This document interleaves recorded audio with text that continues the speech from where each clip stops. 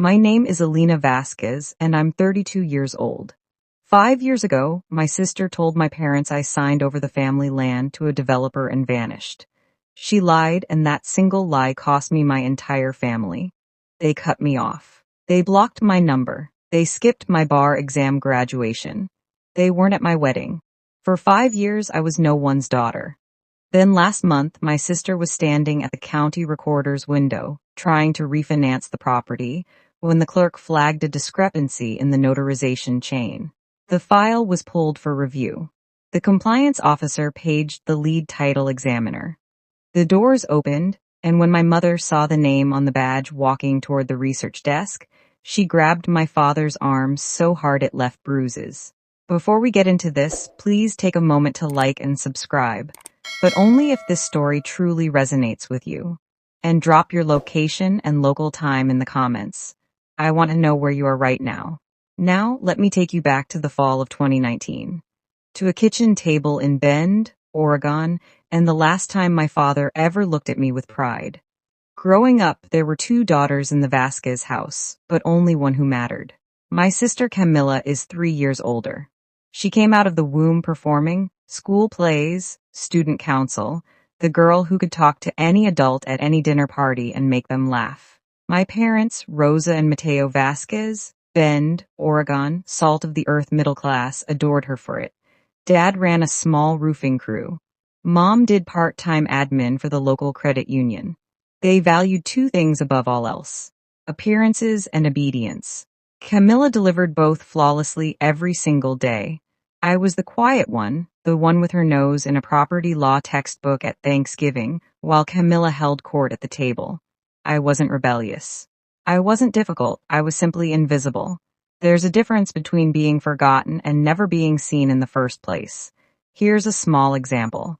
8th grade, I made it to the state history fair, the only kid from our school. Same weekend, Camilla had a regional dance competition. One guess where my parents went. When I came home with a 2nd place ribbon, Dad glanced at it and said, "That's nice, Lena." He didn't ask what my project was about. He never did. I told myself it didn't hurt. I told myself I didn't need the attention. I poured everything into my grades, my AP classes, my applications. I figured if I couldn't be the daughter they noticed, I'd be the daughter they couldn't ignore. And for one brief shining moment, I was. The day I got accepted into University of Oregon School of Law's real property track, something shifted. For the first time in my life, my father looked at me, really looked at me, and said 5 words I'd waited 18 years to hear. But I'll get to that. First, you need to understand what Camilla did when she realized the spotlight was moving. The acceptance letter came on a Tuesday in April. I remember because Camilla was visiting for the weekend. She was 22, working as a leasing coordinator at a mid-level property firm in Portland. Fine job, fine life. Fine was Camilla's ceiling, though she'd never admit it. Dad read the letter at the kitchen table.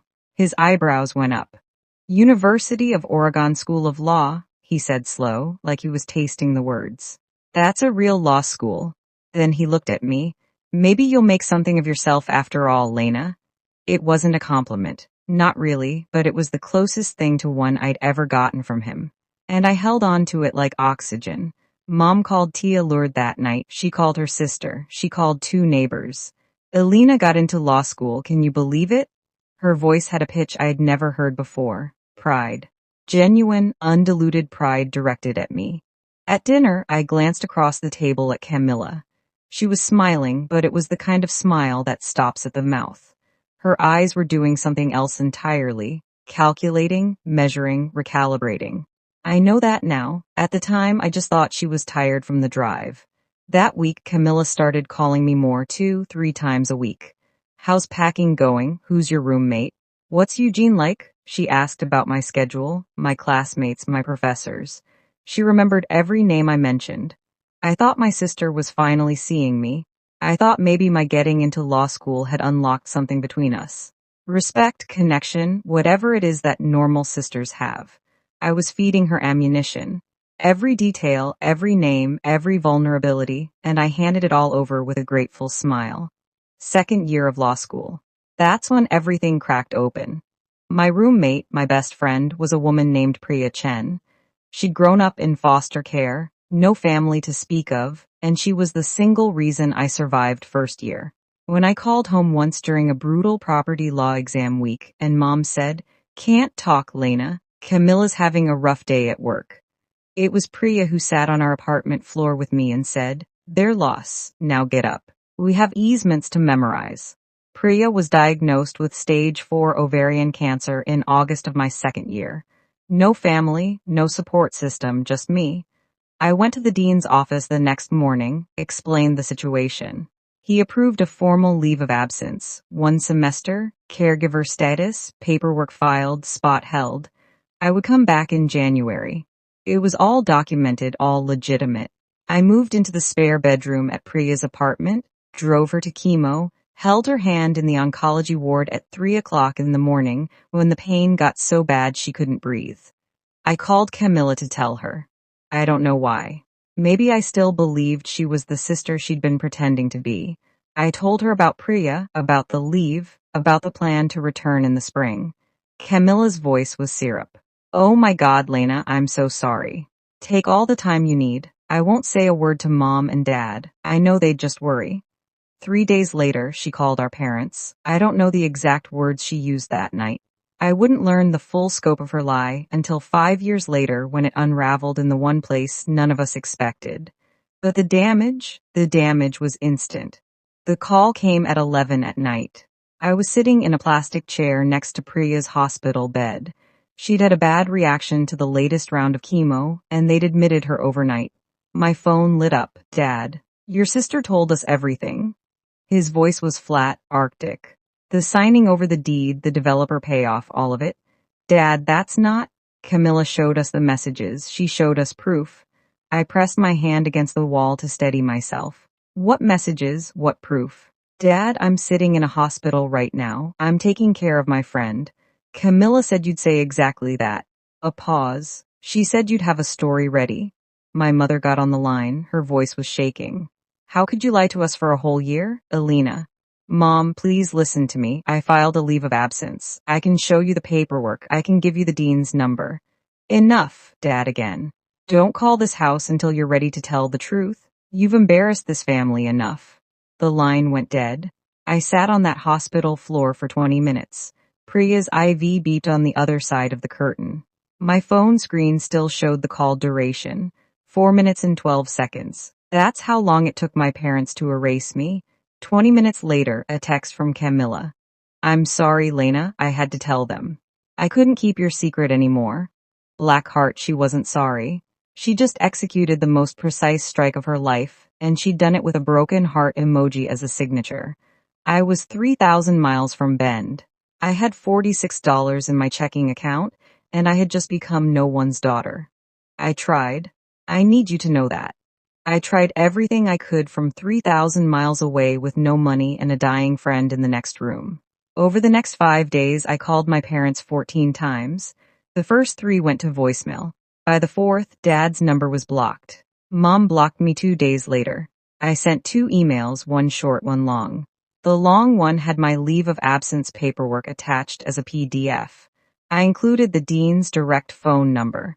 I included Priya's oncologist's name. I gave them every piece of evidence a reasonable person would need. Neither email got a response. I wrote a handwritten letter, mailed it priority from Eugene.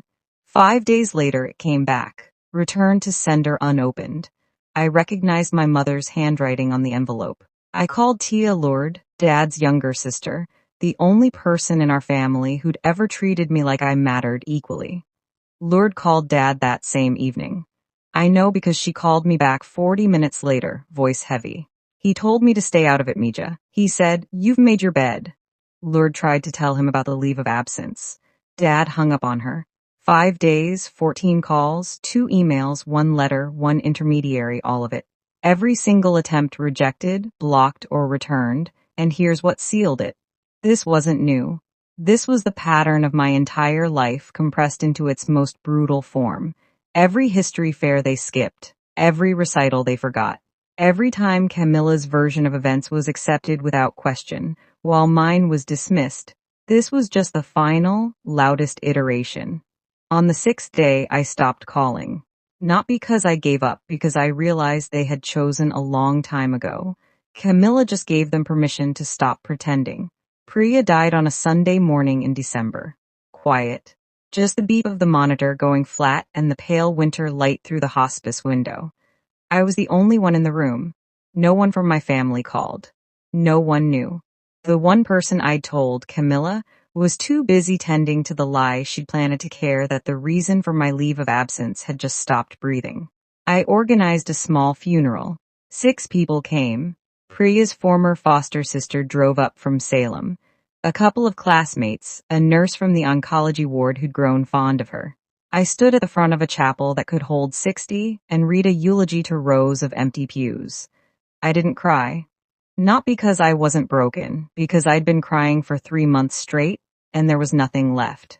That night, I sat alone in Priya's apartment, our apartment. Her coffee mug was still on the counter, her jacket still hung by the door. I opened my laptop and stared at the application to re-enroll for the spring semester. Then I found it tucked inside Priya's copy of Cases and Materials on Property, our running joke. She'd bookmarked the chapter on adverse possession with a yellow sticky note that said, "Rude was a card." Her handwriting, shaky but deliberate. "Finish what you started, Elena. Become the lawyer I know you are, and don't you dare let anyone, especially your own blood, tell you who you are." She'd written it weeks before she died. She knew she wouldn't be there when I needed the push. I closed the laptop, opened it again, filled out the re-enrollment form. 2 options, crumble or climb. I chose to climb, not for my parents, not for revenge. For Priya, and for the version of myself she believed in. I went back in January. No family support, no safety net. I picked up extra student loans, took a part-time research assistant position at the land use clinic, and ate campus cafeteria leftovers more times than I'll ever admit. Law school doesn't care about your personal life. Property exams don't pause because your family disowned you. 12-hour clinic rotations don't get shorter because you cried in the supply closet at 2 in the morning. So I stopped crying and started working. I worked like my life depended on it because in a way, it did. I graduated on time. No one from Bend came. I passed the Oregon bar on the first try. I matched into a title examiner residency at Pacific Northwest Title and escrow back on the West Coast, one of the most respected firms in the region. That's where I met Margaret Maggie Thornton, 58 years old, senior title counsel emeritus, built like a steel cable wrapped in a blazer. She became the mentor I desperately needed and the mother figure I'd lost. 3rd year at the firm, I met Nathan Caldwell. He was a public defender doing housing justice work at a community legal aid near the office. Calm eyes, dry humor. The first person I told the full story to who didn't flinch, didn't pity me, didn't try to fix it. He just listened. Then he said, "You deserve better." 4 words, that was enough. We got married on a Saturday afternoon in Maggie's backyard. 30 guests. Nathan's father walked me down the aisle. I'd sent an invitation to Bend. It came back the way my letter had, unopened. Aunt Lourdes was there, though. She cried enough for 2 parents. After the ceremony, Maggie handed me a sealed envelope. "A nomination," she said. "Don't open it yet, you're not ready?" I tucked it in my desk drawer without asking questions. 5 years passed. I became someone they wouldn't recognize. Now, I need to pause here for a second. If you've ever been in a situation where your family refused to hear your side, where the truth didn't matter because someone else's lie was louder, drop a fire in the comments. And if you think my parents are going to regret this, type paper trails. Let's keep going because what happened next? Even I didn't see it coming. January, present day, I'm 32 years old. I'm the lead title examiner and compliance officer at Pacific Northwest Title and Escrow. I have a house in the suburbs with a porch that gets good morning light, a husband who makes me laugh every day, and a golden retriever named Blackstone, Stone for short, who has never once judged me for eating cereal at midnight. It's a good life, a real one, built brick by brick with my own hands. But there's a specific kind of ache that never fully fades. It lives in the hollow space between your ribs, right where a family is supposed to be. I don't wake up crying anymore. I don't check my phone hoping for a Bend area code, but every Thanksgiving there's a moment, just a flash, where I set the table and count the plates and feel the absence like a phantom limb. Aunt Lourdes still calls every Sunday. She's my thread back to that world. I never ask about them, but I always listen when she volunteers information. Mom and Dad are healthy. Camila got divorced 2 years ago. She's selling luxury listings now. The irony is not lost on me. Last week, Lourdes called with something different in her voice. Cautious. Elena, there's something I need to tell you about Camila. Something concerning. Before she could finish, my work phone rang. Urgent file review. County Recorder's Office. Flagged notarization discrepancy. I told Lourdes I'd call her back. I never got the chance because what Lourdes was trying to tell me was already on its way. Herding down Highway 97 at 60 mph in a sedan that was about to run a red light. And within the hour, the thing Lourdes was warning me about would be standing at my research desk, holding a quitclaim deed with my parents in tow and my name on the compliance log. I just didn't know it yet. Let me back up. Because what Camila did wasn't a single lie. It was a campaign. Lourdes had been feeding me pieces over the years, reluctantly, carefully, like she was diffusing a bomb one wire at a time. And the picture she painted was worse than I'd imagined. For 5 years, Camila maintained the narrative. At every Thanksgiving, every Christmas, every family gathering, she performed the role of the grieving older sister. We don't really talk about Elena, she'd tell cousins. It's too painful for Mom and Dad. She'd shake her head, lower her voice, let the silence do the work. But she didn't stop at silence. She added details. She told our grandmother that I was living in a van. She told Uncle Pete's wife that she'd heard from mutual friends I was in and out of legal trouble. She told our mother on Christmas Eve 2 years ago that she had tried to reach out to me, and I had refused, that I was the one who cut them off. She flipped the entire story. At Thanksgiving, Lourdes told me once, voice tight with fury, I begged Elena to come home. She won't even answer my calls. I think she hates us. Meanwhile, I was 3 floors deep in a title search, untangling a 1978 easement dispute. The genius of it, and I use that word with disgust, was that Camila didn't need my parents to forget me. She needed them to believe I had abandoned them. That way, their grief became proof. Their silence became justified, and she remained exactly what she'd always been, the loyal daughter, the only one who stayed. She wasn't protecting them. She was protecting her position. And there was one more thing Lourdes told me, something I didn't learn until much later that made the whole picture even darker. But I'll get to that. Nathan told me this over coffee one morning 6 months ago. He'd been sitting on it for 2 years.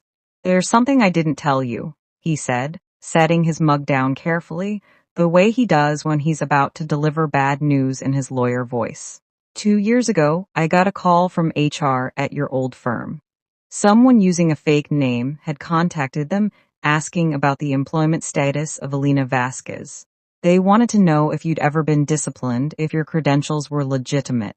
I stared at him. Who? I had a colleague trace the inquiry. The IP address came back to Bend. The kitchen went very quiet. Stone's tail thumped against the floor. The coffee maker hissed. She was trying to find something, I said. Anything, Nathan confirmed. Anything she could use to keep the story alive to prove you were a fraud. She didn't find anything. No. Because there's nothing to find. I wrapped my hands around my mug tight. I could feel the heat bleeding through the ceramic. She didn't just lie about me once, Nathan. She's been hunting me. He reached across the table and put his hand over mine. That's not sibling rivalry, Elena. That's something else entirely. He was right. Camila hadn't told a lie and moved on. She had built an architecture of deception. Load-bearing walls, reinforced beams, and she'd spent 5 years making sure none of them cracked. Every holiday story, every whispered rumor, every fake inquiry was another brick. I could have done something then. Called a lawyer, confronted my parents, blown the whole thing open. But I didn't because life was about to do it for me in the most brutal, public, and ironic way imaginable. And it started with a phone call at 3 o'clock in the morning. Thursday night, January, 3:07 a.m., the phone dragged me out of a dead sleep. Nathan shifted beside me, murmured something. Stone lifted his head from the foot of the bed. The screen glowed in the dark. Urgent, Deschutes County Recorder. File number 2024-117, quitclaim deed, notarization flag, request lead examiner. I was dressed in 4 minutes, driving in 6. The roads were empty and wet. That particular shade of black that January gives you in Oregon. I ran through the case in my head the way I always do. Chain of title. Probable fraud vectors, compliance protocols. Quitclaim deed, notarization discrepancy, high-value refinance request. Likely signature mismatch, possible identity fraud. I'd reviewed files like this 100 times. I badged in through the office entrance and walked straight to the records room. My team was already assembling. 2 junior examiners, a compliance clerk, legal on standby. I picked up the intake tablet from the supervisor's station and swiped to the flagged file. Applicant Camila Vasquez Ross. DOB March 14, 1990. Property 4127 Pine Ridge RD, Bend, OR. Emergency contact. Mateo Vasquez, father. I stopped walking. The office noise, the printers, the intercom, the squeak of chairs on laminate, it all pulled back like a tide. For 2 seconds, maybe 3, I wasn't a title examiner. I was a 26-year-old sitting on a hospital floor in Eugene, phone still warm in my hand, listening to a dial tone. Miss Vasquez, my supervisor, Linda, appeared at my shoulder. You okay? I looked up, blinked, set the tablet down. I'm fine. Pull the 2019-2024 chain for this parcel and page legal. I want them on standby. The county clerk's office was already open. And behind that counter, I knew before I could see them, were 2 people I hadn't faced in 5 years. The recorder's window slid open and the file came fast. Camila was standing there, polished, professional, but with a tension in her jaw I recognized. Blood on her shirt? No, just stress, but the energy was the same. One hand gripping the counter edge. The clerk rattled off the issue. Notarization date mismatch, witness signature irregularity, chain gap in 2019. Behind her, standing just behind the velvet rope, came my parents. My mother looked like she'd aged a decade, hair thinner, face drawn. She was in a coat thrown on in a panic. My father was in a flannel and jeans, his face the color of old paper. That's my daughter, he said past the intake clerk. Where's the examiner? I need to talk to the person in charge. The clerk, a woman named Carla I'd worked with for 3 years, put both hands up. Sir, family needs to wait in the research lounge. The compliance team is already reviewing. The compliance team is already here. The lead is handling this personally. The lead. Dad grabbed Carla's arm. Get me the lead now. Carla glanced through the glass partition toward the records room. She looked at me, blazer on, badge hanging from my lanyard. She read the name, wrote it again. Her eyes went wide for just a fraction of a second. I gave a small shake of my head. Not now. Carla composed herself. Sir, the lead examiner is reviewing the chain. You'll be updated as soon as possible. Please, the research lounge is this way. My parents were led down the hall.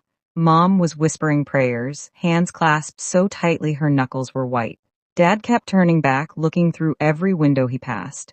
She's all we have, he said to no one in particular. Please, she's all we have. I heard it through the partition glass, every word. She's all we have, as if I had never existed. I stepped into the prep room alone. 30 seconds. That's all I allowed myself. I turned on the light, let the fluorescence hum over the desk, looked at myself in the glass partition above the scanner, distorted, warped. The way everything felt right now. Badge visible, the face of a woman who had been surgically removed from her own family tree. Now being asked to surgically save the woman who held the saw. Part of me wanted to walk out, call legal, let someone else carry this.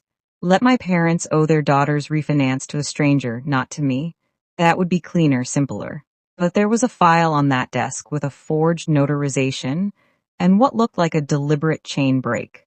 It was going to collapse the entire transaction in the next 30 to 40 minutes if the most thorough examiner in this building didn't review it. And the most thorough examiner in this building was me. I paged legal directly. I have a conflict of interest. The applicant is a family member. I'm disclosing it now and documenting in the log. If at any point my judgment is compromised, you take the lead. No questions asked. Legal's voice was steady. Understood, lead. I told Linda to note the disclosure in the compliance record. Everything by the book, everything on paper. Then I pulled on fresh gloves, pushed through the records room door, and looked down at the file. My sister's name on the application, typed clean. She looked smaller than I remembered, thinner. There were worry lines around her eyes that hadn't been there 5 years ago. For 3 seconds, she wasn't the woman who destroyed my life. She was an applicant on my desk. And that was exactly how I needed her to be. Let's go.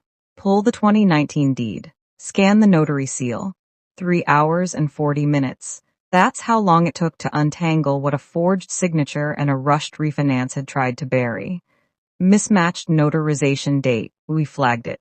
Signature variance analysis. We ran it through the verification software, layer by painstaking layer. Chain gap in 2019 coinciding with my leave of absence. Cross-referenced, documented, controlled. I didn't speak unless I needed to.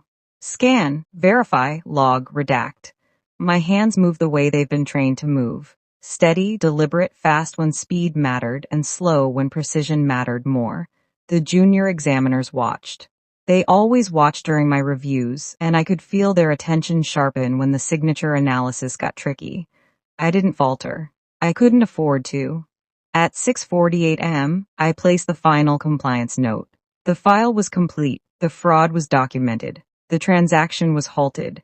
Legal, who'd been standing silently in the corner the entire time, pulled his glasses down. "Elena," he said quietly, "that was flawless. You want me to talk to the family?" I peeled off my gloves, dropped them in the bin, washed my hands, automatic, methodical, the same way I'd done it 10,000 times before. "No," I said. "This one's mine." I caught my reflection again in the glass partition. Same face, same badge, but something had shifted. For 5 years, I'd been the daughter who disappeared. Now, I was the examiner who just exposed the fraud that tried to erase her. Those two facts were about to collide in a research lounge 40 ft away in front of my entire morning shift team.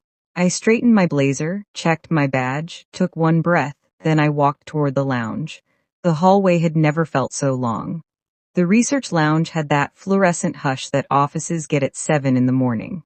2 other applicants were scattered in the far corners. A television murmured weather reports to no one, and in the center row, sitting rigid, sleepless, terrified, were my parents. I pushed through the double doors, still in my work blazer, badge hanging at chest level, printed in clean block letters anyone could read from 6 feet away. Elena Vasquez, JD, CTE, lead title examiner and compliance officer. Dad stood first. He always stood first. It was a reflex, the need to be in charge. "Ma'am, how is she?" "Is Camila." He stopped. His eyes had dropped to my badge, then rose to my face, then dropped to the badge again. I watched the recognition move through him like something physical, a tremor that started in his hands and climbed to his jaw. Mom looked up a half second later. Her lips parted. No sound came out. Her right hand shot to Dad's forearm and clamped down, fingers digging into the flannel of his sleeve with a force that I would later learn left 4 bruises shaped like fingertips. 5 seconds of silence. 5 seconds that held 5 years. I spoke first, calm, clinical, the same voice I used to address every applicant in this room. "Mr. and Mrs. Vasquez, I'm Miss Vasquez, lead title examiner. Your daughter, Camila, submitted a quitclaim deed for refinancing that contained a notarization discrepancy and a chain of title gap. Review is complete. The transaction cannot proceed without corrected documentation. You'll receive a formal notice within 24 hours. Mr. and Mrs. not Mom and Dad, I watched that land. I watched it cut. Behind me, through the glass partition, Linda and 2 clerks were watching. They knew by the look on their faces. They'd already put it together. My mother moved first. She took a step toward me, arms lifting, a sob already breaking through her chest. "Elena, oh my God, Elena." I stepped back. Half a step, polite, unmistakable. She froze. Her hands hung in the air between us, then slowly, painfully, dropped to her sides. Dad's voice came out like gravel dragged over concrete. "You're a lawyer." "I am." "You're the lead." "I am." But Camila said, Camila said, "What exactly?" He closed his mouth, opened it, closed it again. I could see the machinery of his mind trying to reassemble 5 years of certainty that was crumbling in real time. Mom was crying now, not quietly. "We thought you signed over the land. We thought she told us you were." "She told you I signed over the family property, that I took a developer payoff, that I was living in a van, that I refused to contact you." I kept my voice level. No shaking, no tears. I had rehearsed this moment 1,000 times in the shower, in the car, in the dark before sleep. I never thought it would happen in a compliance blazer under fluorescent lights. None of it was true, not a single word. Through the glass behind me, I could see Carla press a hand to her mouth. A junior examiner, second year, looked away, jaw tight. Linda sat down her clipboard and stared. Dad tried to redirect, old instinct. "This isn't the time or place, Elena. Your sister is standing at a recorder's window with a flagged deed. I know. I just spent 3 hours and 40 minutes making sure the record reflects the truth. So yes, Dad, I'm aware of where she is." He had nothing. For the first time in my life, my father, a man who had never been at a loss for a decree, had absolutely nothing. The silence was doing the work I never could. 5 years of blocked calls, returned letters, ignored emails. None of it had made a dent. But standing here, licensed and accomplished and wearing the proof on my chest, that was louder than anything I could have written in a letter. Mom reached for the back of a chair to steady herself. "The letters," she whispered. "You said you sent letters?" 2 emails with my leave of absence paperwork attached. 1 handwritten letter mailed priority. You sent it back unopened. I recognized your handwriting on the envelope." She pressed her fist against her mouth. Dad stared at the floor.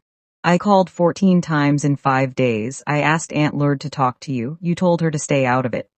I wasn't accusing. I was reciting. These were facts, and facts don't need volume. Then Linda appeared at the door. She didn't know the full story. Not yet, but she had office business. "Miss Vasquez, I'm sorry to interrupt. The board chair saw the overnight compliance log. He asked me to pass along. The examiner of the year selection committee sends their congratulations on tonight's file review." Linda said it the way she'd say anything routine. She had no idea she'd just detonated a second bomb. Mom looked at me, eyes swollen, mascara gone, coat still on. "Examiner of the year. It's an internal recognition, it's nothing." I turned to Linda. "Thank you, I need to file the final report." "Excuse me." I walked toward the records corridor, measured steps, spine straight. I didn't look back, but I heard my mother's voice behind me, small and ruined. "Mateo, what have we done?" And I heard something I'd never heard before. My father saying nothing. Because silence for the first time was the only honest thing he had left. 4 hours later, recorder's office, window 3, monitor beeping in rhythm, morning light angling through the blinds.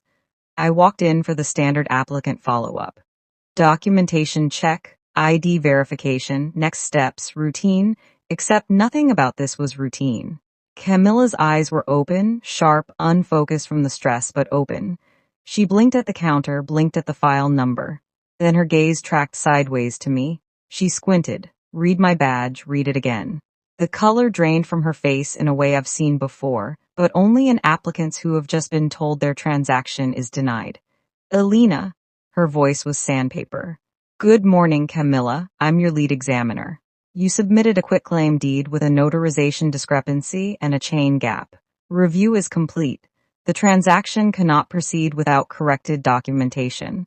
You're a lawyer, not a question, a reckoning. I'm the lead compliance officer for this region. Have been for 2 years." I watched it happen, the same spectrum Dad had gone through, but slower because Camila was processing it through what I suspect was dawning terror. Confusion first, then disbelief, then fear, and then there it was. The expression I'd seen my whole life, the quick flicker behind the eyes, calculation. Even now, standing at a recorder's window with my compliance notes halting her refinance, Camila was trying to figure out how to spin this. "Elena, listen, I can explain." "You don't need to explain anything to me." I nodded toward the glass door where 2 figures stood in the hallway watching, faces wrecked, eyes red. "You need to explain it to them." I updated the file log, checked the scan, left without another word. I didn't stay to hear what happened next, but the entire office floor heard it. Camilla's window wasn't soundproof, and neither was the truth.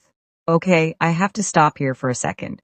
What do you think Camilla told my parents when they walked into that recorder's office? Option A, she finally tells the truth. Option B, she doubles down on the lie. Option C, she plays the victim again.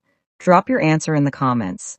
And if you haven't subscribed yet, now is the time, because the next part of the story is where everything comes crashing down. I learned what happened from Linda, who heard it from the clerk who heard it through the glass. If you guessed option C, congratulations, you know my sister. The moment my parents walked in, Camilla started crying. Big heaving sobs that pulled at her composure and made her voice spike. Mom, Dad, you have to believe me. I never meant for it to go this far. I was scared for her. Dad stood at the counter. His voice was barely controlled. Camilla, Elena is a lawyer. She's the lead title examiner at this firm. I didn't know that. She said she sent letters, emails. She called 14 times. She asked Lourdes to intervene. Mom's voice was flat, hollow.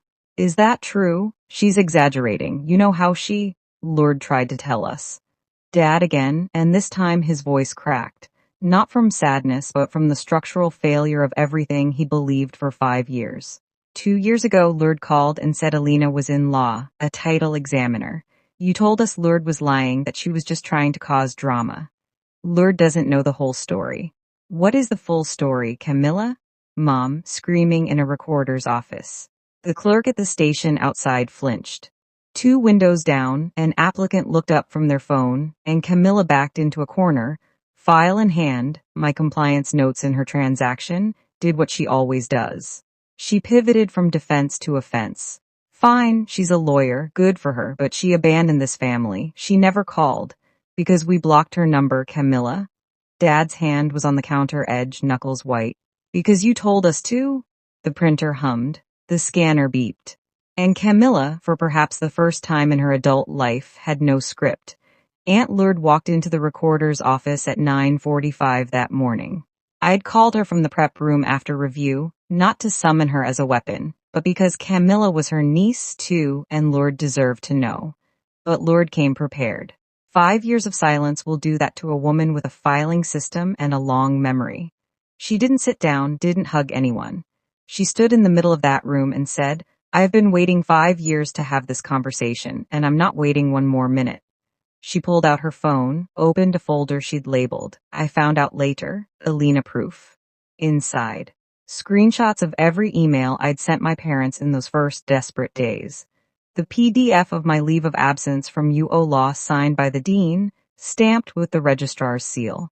My re-enrollment confirmation. A photo of my bar admission ceremony. Me in a robe holding the certificate. Aunt Lourdes next to me, the only family member in the frame. She held the phone out. Mom took it with trembling hands. And here, Lourdes said, swiping to a text thread.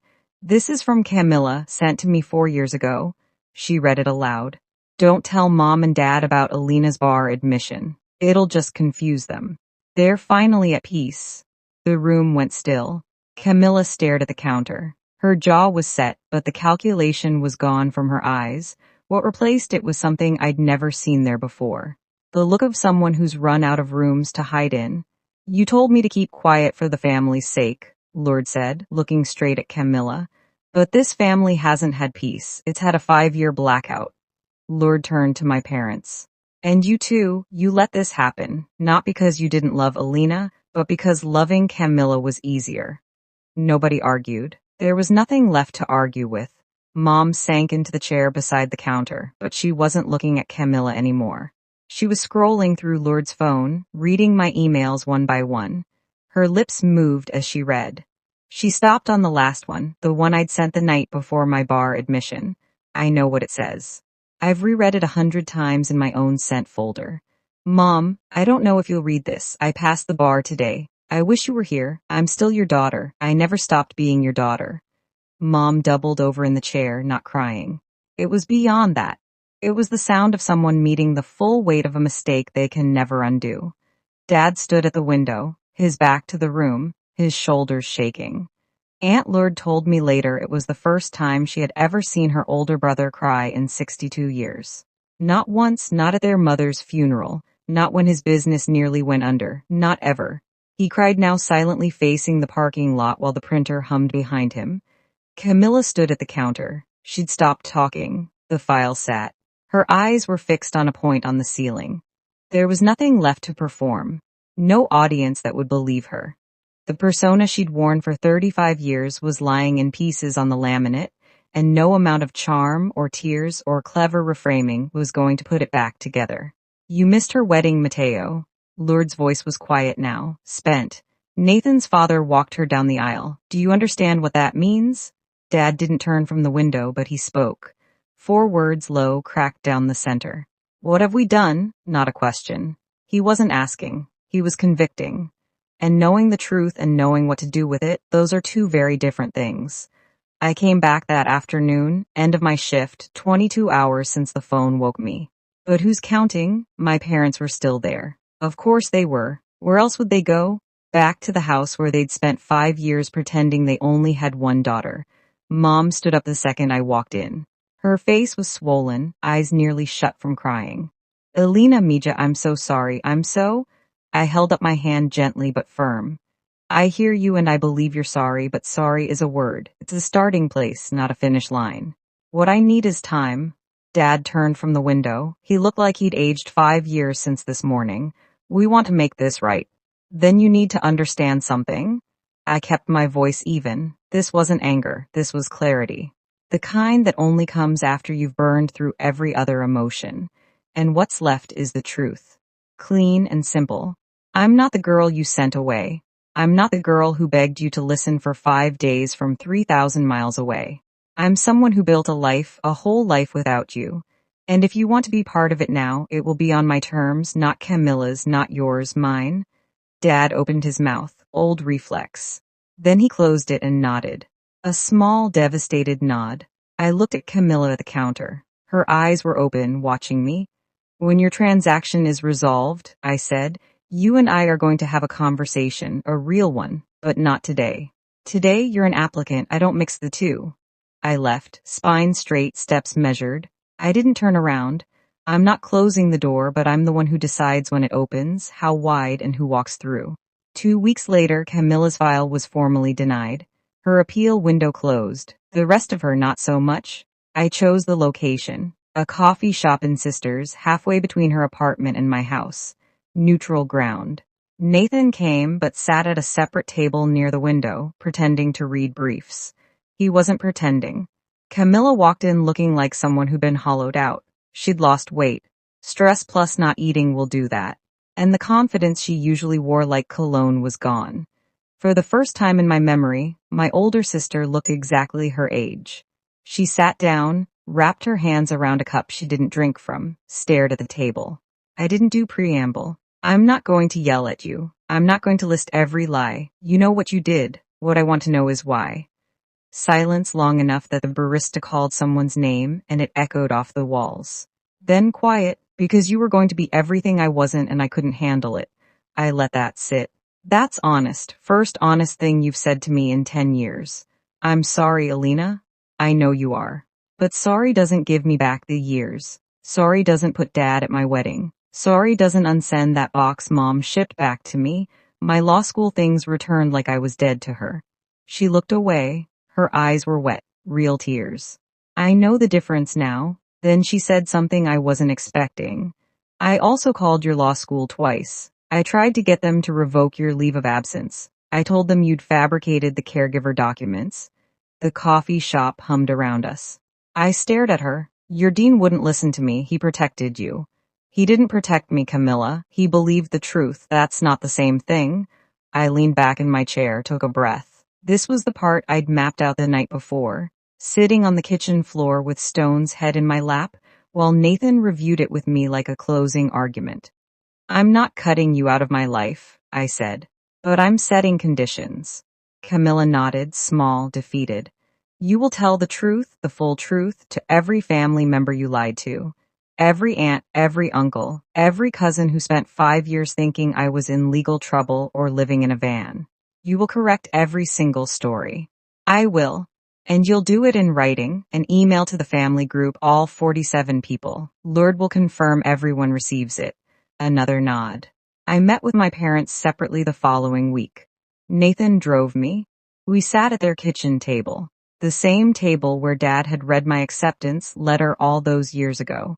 The same table where Camila had smiled with just her mouth. I'm open to rebuilding, I said, but I need you to go to family counseling, both of you. Not for me, for yourselves. You need to understand why you believed a lie about your own daughter and never once picked up the phone to check. Dad's jaw tightened. We don't do that in this family. That's exactly why we're here, Dad. Mom put her hand on his arm gently. Mateo, please? He looked at her, looked at me. Something behind his eyes cracked. Not open, not yet, but cracked. Fine. I stood to leave, then turned back. One more thing. Nathan's father walked me down the aisle. That happened. We can't undo it. But if you want to know your future grandchildren, you start now. Not with grand gestures, with consistency. Apologies expire. Boundaries don't. That's the difference between sentiment and structure. One is performance, the other is architecture. 1 month later, the Examiner of the Year Gala. 200 people in the ballroom of the Bend Marriott. Examiners, department heads, firm administrators, donors, board members, crystal glasses clinking, name tags on lanyards, a string quartet playing something classical that nobody was listening to. I wore a simple black dress. Nathan was at a front table looking like he'd been born in a suit. Maggie Thornton sat beside him, arms crossed, the faintest smile on her face, the one she reserves for moments she's been engineering for years. The MC stepped to the podium. This year's Examiner of the Year, a professional whose diligence, composure under pressure, and commitment to accuracy have set a new standard for this institution. Elena Vasquez, lead title examiner and compliance officer. Applause. Standing ovation from the compliance staff who'd seen me work. I walked to the stage, spotlight warm, podium solid under my hands. I kept it short. 5 years ago, I almost quit. Not because I couldn't do the work, but because I lost the people I thought I needed to keep going. What I learned is that the people you need aren't always the ones you're born to. Sometimes they're the ones who choose you. I looked at Maggie, at Nathan, at my team in the third row. Then I looked at the back of the ballroom, last row. 2 seats Lourdes had quietly arranged. My parents, Mom in a navy dress she'd probably bought that week. Dad in a tie he clearly hated. Both sitting with their hands in their laps, looking up at the stage with expressions I can only describe as grief and pride waging war on the same face. And sometimes, I said, the ones you're born to find their way back late, but here. Mom covered her mouth. Dad stood. Applause filled the rest. After the gala, Dad found Nathan near the coat check. He stood in front of my husband for a long moment. I owe you an apology. I should have been the one. Nathan, gracious to his core, extended his hand. With all due respect, sir, you should have been a lot of things, but we're here now. They shook hands. Dad's eyes were red. He didn't let go right away. Camila sent the email on a Wednesday night. Lourdes confirmed delivery to all 47 addresses. I didn't read it until the next morning. Nathan brought me coffee and set the laptop on the kitchen table without a word. He knows when to give me space. It was 3 paragraphs. No excuses, no flowery language, just the facts laid bare. She had lied about my leaving law school. She had fabricated evidence. She had maintained the deception for 5 years. She had deliberately prevented our parents from learning the truth. She ended with, Elena never abandoned this family. I made sure they believed she did. That is entirely on me. The responses came in waves. Uncle Pete's wife called Lourdes in tears. She'd repeated Camila's van story at a book club 2 years ago. Cousin David in Seattle sent Camila a one-line reply. I don't know who you are anymore. Our grandmother, Abuela June, 89, the matriarch who'd stopped asking about me at Thanksgiving, because Camila told her it was too painful, called me directly. I'm 89 years old, she said, her voice paper thin but furious, and I have never been lied to so thoroughly by my own blood. Elena, forgive an old woman for not seeing it. There's nothing to forgive, Abuela. You were lied to. We all were. Nobody organized a boycott of Camila. Nobody sent group texts declaring her dead to them, but the trust she'd stockpiled, The currency she'd been spending for 35 years was gone. You could feel it in the silence after her email, in the replies that didn't come, in the invitations that quietly stopped arriving. No one punished Camila. They just stopped believing her. And for someone who'd built her entire identity on being believed, that was punishment enough. My parents started counseling in February. A therapist in Bend named Dr. Rena, calm, direct, the kind of woman who doesn't let you dodge a question. Mom took to it immediately. She'd been carrying the weight of her passivity like a stone in her coat pocket. And the first time Dr. Rena named it, enabling through silence, Mom broke down in the office and didn't stop crying for 40 minutes. That's what Lourdes told me. I wasn't there. It wasn't my session to witness. Dad struggled. He sat in the chair. He answered questions in as few words as possible. Dr. Rena told him, Lourdes relayed that his need to be right. His refusal to revisit a decision once it was made had been the load-bearing wall of this entire disaster. Camila provided the lie, but Dad's pride cemented it into place. He didn't argue with her. That might have been the first sign of change. 3 weeks into counseling, Mom mailed me a letter handwritten. The irony wasn't lost on either of us. I failed you, she wrote. Not just when I believed Camila, but every time I chose peace over fairness. Every time I let your father's temper decide what was true. Every time I saw you standing in the doorway, quiet and waiting, and told myself you were fine, because it was easier than admitting I wasn't brave enough to fight for you. I read it at the kitchen table. Stone was asleep on my feet. Nathan was in the next room pretending not to listen. I didn't cry, but I held that letter for a long time. Then I opened the drawer where I keep things that matter. Priya's note, my returned letters, the wedding invitation that came back unopened, and I placed it inside. Same drawer, different side. Progress isn't always dramatic. Sometimes it's just rearranging what you carry. Camila started therapy too, her own, separate from the family sessions. I know this because Lourdes told me and because Camila mentioned it briefly, awkwardly the second time we met for coffee. We've had 3 of these meetings now. Each one short, each one stiff, each one slightly more honest than the last. The first time she stared at her hands and said nothing useful. The second time she told me about the therapy. The third time she said something that actually landed. I don't expect you to forgive me. I don't even know if I deserve it, but I want you to know I'm trying not to be that person anymore. I took a sip of my coffee, set it down then. Show me. Words are cheap in this family. They always have been. Show me with time. She nodded, didn't push, didn't perform. That was new. Do I believe her? Honestly, I don't know. I've spent a lifetime reading Camila's performances, and I'm still not sure where her acting ends and her actual self begins. Maybe she's not sure either. Maybe that's what the therapy is for. But I believe in the possibility of change. That's all I can offer right now. She carries my compliance stamp on her file. Denied with cause, fading from red to black over the coming year. Every time she applies for a loan, every time she catches her reflection in a recorder's window, she'll see the mark left by the sister she tried to erase.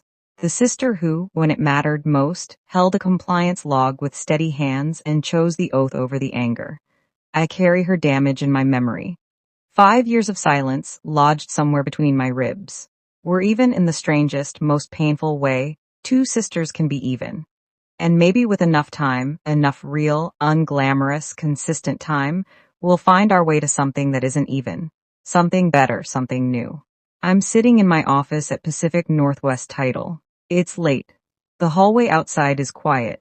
That particular stillness offices have after the last applicants leave and before the morning shift energy kicks in. My nameplate is on the door. My diplomas are on the wall, not because I need to see them, but because the junior examiners do. On my desk, a framed wedding photo.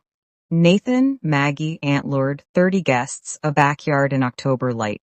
No parents in the frame, but on the bookshelf next to it. A new photo taken 3 weeks ago.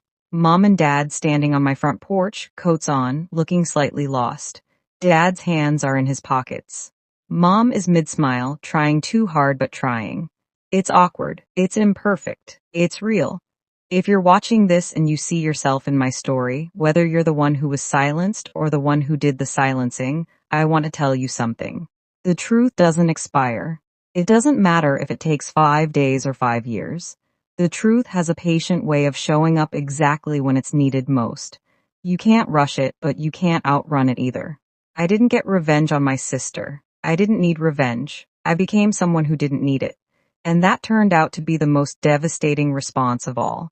Not a scheme, not a plan, just a life lived fully on my own terms. And if you're waiting for your family to see you, really see you, stop waiting. See yourself first. Build the life you deserve with the people who show up. And when the others finally turn around, let them find a door that you control. You decide when it opens. You decide how wide. You decide who walks through. That's not revenge. That's architecture. Sunday morning, first week of February. Light snow falling outside the kitchen window. The kind that doesn't stick, but makes everything look like it's being gently forgiven. I'm making French toast. Nathan is grinding coffee beans, singing off-key to something on the radio. Stone is stationed under the table, optimistic about crumbs. The doorbell rings. I wipe my hands on a towel and open the front door. Mom and Dad standing on the porch in their winter coats. Dad is holding a bottle of orange juice like he's not sure what to do with his hands. Mom has a tin of homemade cookies, her shortbread, the ones she used to make for every school event of Camila's, and none of mine. Hi, Mom says, nervous, hopeful. Come in, I say. Coffee's almost ready. Dad steps inside, looks around the kitchen like he's cataloging everything. The house he's never been in, the life he almost never knew existed. He clears his throat. Can I help with anything? I look at him. My father, 62 years old, standing in my kitchen for the first time, asking permission to be useful. You can set the table, Dad. He nods, goes to the cabinet I point to, takes out plates, counts them, looks at me. 4. He sets them down one by one, carefully like they might break if he's not gentle. Nathan hands him coffee. Mom hugs me at the stove, not a dramatic movie hug, just a quiet one. Arms around me, forehead against my shoulder. No words, holding on. Stone thumps his tail. Snow falls outside. The French toast sizzles. It's not perfect. It's not the childhood I deserved or the reconciliation movies promise. But it's real. And real is more than I had for a very long time. My name is Elena Vasquez, JD. I'm 32 years old and I am finally, slowly, carefully letting myself be someone's daughter again. 4 plates, it's a start. If this story resonated with you, if it made you think about your own family, your own boundaries, or someone you've lost and found, leave me a comment. Tell me, what would you have done? Would you have opened that door? And if you want more stories like this, check the description for one I think you'll love just as much. Thank you for being here. I'll see you next time.